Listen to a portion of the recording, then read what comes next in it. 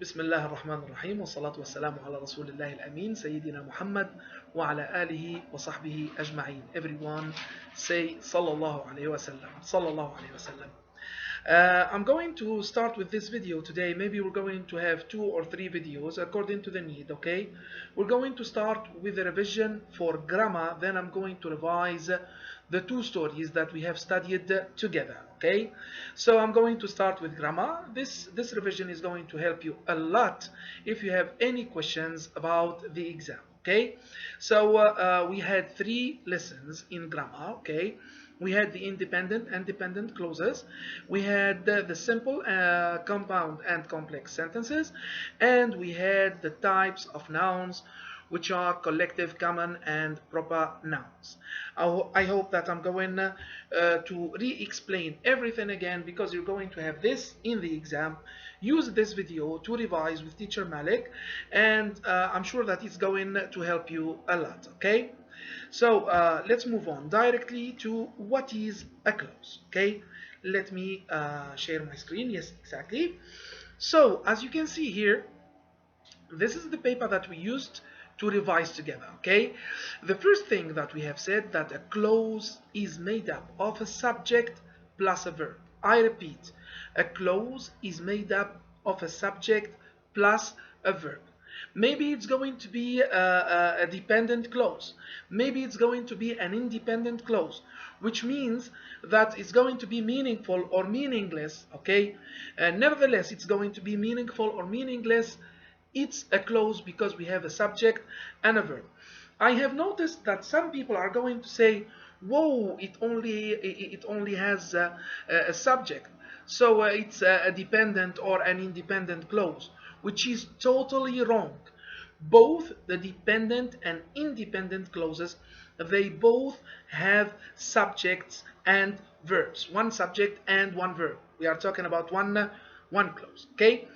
So here, if I'm going to have, for example, if I'm going to have, and let me use my pen again here. So if we're going to have only I, as I have explained, it's going to be a subject. It's not a clause. If I'm going to have play by itself, which is a verb, it's not a clause. It's a verb, and the verb in the sentence is the action. Okay, and the verb is the simple predicate. However, the verb and what comes after it, all of it, is the complete predicate. However, when I have a subject plus a verb, for example, when I have I plus play here, making I play, that's a clause, okay?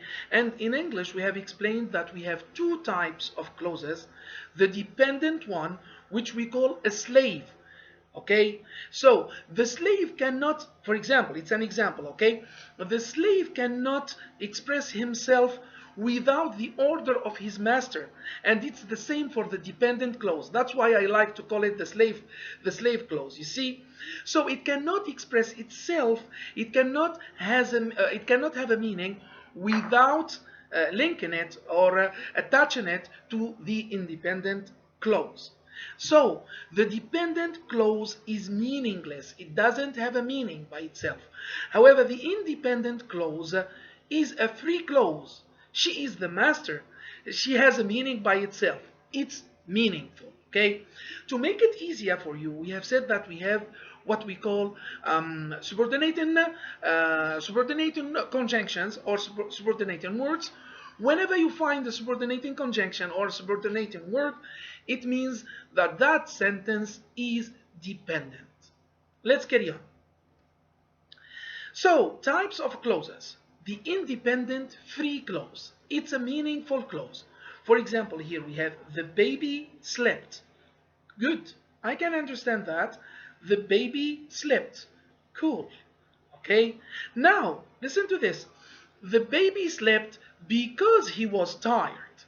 Let's take because he was tired by itself. Can you understand it? Because he was tired. No, I cannot. Who was tired? And what happened to him because he was tired? Okay? So it's not meaningful. That's why that's a dependent clause. However, the baby slept is an independent clause.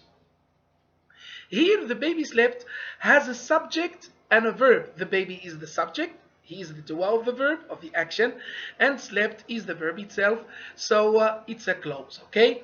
Let's carry on with the same sentence. Because he was tired. Okay, he is a subject, was tired, okay? It's the verb, okay? So here I have a subject and a verb. It's a clause, but it's a dependent clause. Let's carry on. Now, the dependent slave clause, okay, and we have said that it's a slave clause because it depends on her master, the independent clause, to be meaningful, okay? It's an incomplete sentence. It's gonna be complete only when you link it to the independent clause. For example, here we have, while the rain fell.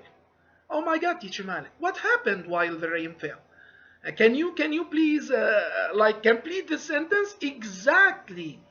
It's an incomplete sentence, so to understand it, we should complete it. You see, that's the dependent clause. Okay, for example, if I say, I was playing while the rain fell. Oh, I see now. That's a meaningful sentence. Okay, I was playing. That's the independent clause. While the rain fell, that's the independent clause. Now I can understand what happened while the rain fell. You see, that's it. Okay, let's carry on. Now, hints to know the dependent clause. I have talked about the subordinating words or clauses or conjunctions, okay? Because, after, when, before, if, as, although, as soon as, while, which, that, okay? It's enough to learn those by heart. If you're going to learn those by heart, it's going to be easy, okay? Whenever you find one of those, the sentence that comes after it, okay, it's going to be the dependent clause. For example, here we use the example, I punished the boy because he was impolite, okay? Now the sentence that comes before, after because, that's the dependent clause, okay? It's a meaningless sentence. I cannot understand it unless I link it to I punished the boy. You see, my boys? So here, before that because, you must have a comma, okay? You must have a comma. It is followed by a comma when it comes at the beginning of the sentence. What we call a complex sentence is a sentence that is made up of a dependent and an independent clause. For that, let me move on to the next PPT, okay, the next PowerPoint, which is about the simple, the compound, and the complex sentence that we have taken together.